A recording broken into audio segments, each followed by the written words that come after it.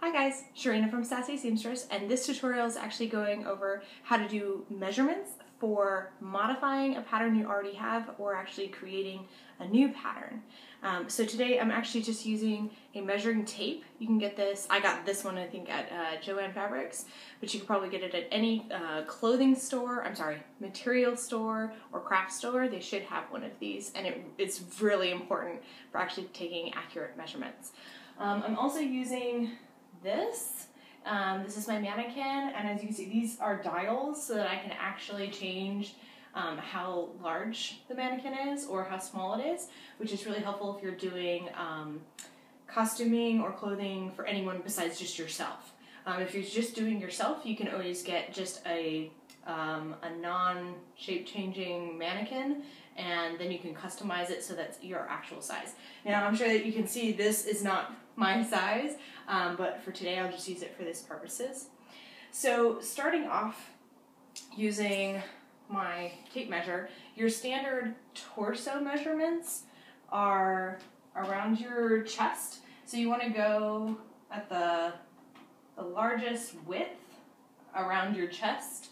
And I think this one's set at 35. You also have your bust, your ribs, which is just underneath your chest. So kind of underneath your rib cage right there. Then you have your waist and your hips. Now your hips actually incorporates the widest part of your butt as well. So it's not quite like your hip bone, it's more of like your butt. Another measurement is your neck, especially if you're doing any collared pieces. You're going to want to take your neck measurement, which is here, right there. When I do any collars, meaning collars that would go all the way around, not just like a shirt collar, if I'm doing a big collar piece, I'll also take the measurement of my shoulder, and that way I can kind of gauge how far out I want that collar piece to go.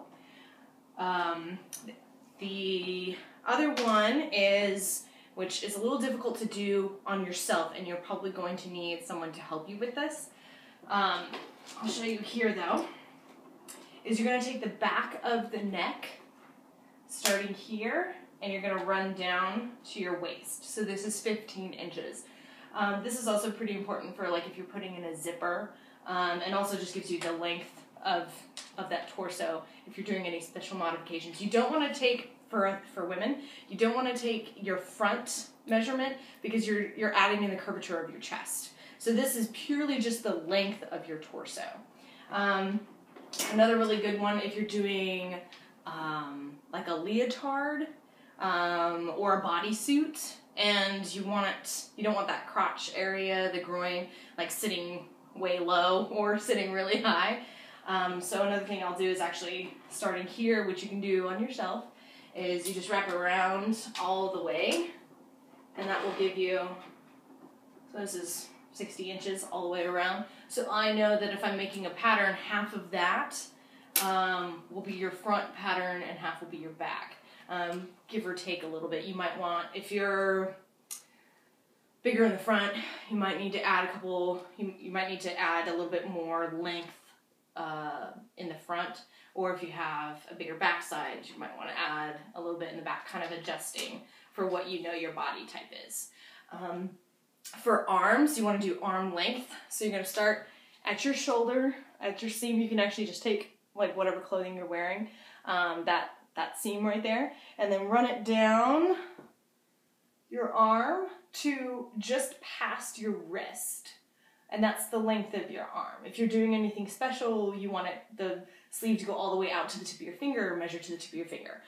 Just make sure that when you are doing these measurements, you incorporate your hem allowance. So if you are doing a 1/4 inch hem, or you're doing a 5/8 hem, you need to add that to your pattern for whatever you're actually making. And make sure that you do it on both sides. So for your seam, like if I'm doing like one front panel and then a side panel, both of those need to have a seam allowance. I've made that mistake before in the past. So Another good one is for your sleeve, especially if you're using material that doesn't really stretch. Make sure that you get the width of your arm at the biggest place. Otherwise, sometimes you get like a sleeve that's ridiculously tight and you can't, do this or move. It's really uncomfortable. Make sure that you have enough space there. So moving past that, that's just more of your torso. And so now we'll switch to the legs now. So let me adjust the camera. All right, so since my mannequin doesn't have legs, I'm going to try my best to show you on myself. Again, this is something that might be a little bit easier if you have someone else helping you. But for your legs, you want to get your leg length, and you want to do that on your inseam. And for any guys out there, you guys are probably a lot more familiar. Women, we don't usually deal with our inseam very much, unless you're doing customized pants. But your inseam is from the inside, that groin area, and you're going to take your measurement, or your tape measure, and you're going to run it down all the way down to the floor. That will be your inseam, and that's the length of your leg. If you're someone like me, who actually has like really big thigh muscles, or just thighs in general, you also want to take, same thing like with your arm, you want to do with your thigh, the biggest part of your thigh, take that measurement. I also have freakishly large calves. I don't know what that's about, but I have them. So I also usually do one for my calf as well. Especially recently, I did a pattern which I mistakenly used two-way stretch material, and I forgot to allow that allowance for my calf, and it was extremely tight and very uncomfortable. So make sure you do that as well. And that's basically what you need for your pants. Your pants will also incorporate in the hip width here.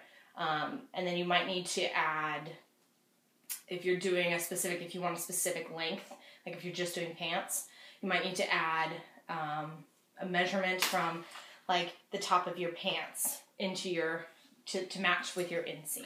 Okay, so I hope that was helpful. I'm sorry that the last half was just shot of my legs, but I didn't really know another way of showing you without a body mannequin, which if you have one of those, really helpful. Otherwise, I hope that this was helpful. It was really just the basics of where to measure and how to measure. It's always helpful to have a second person if you can, and make sure that you allow for those seam allowances, whatever you decide you want that seam allowance to be.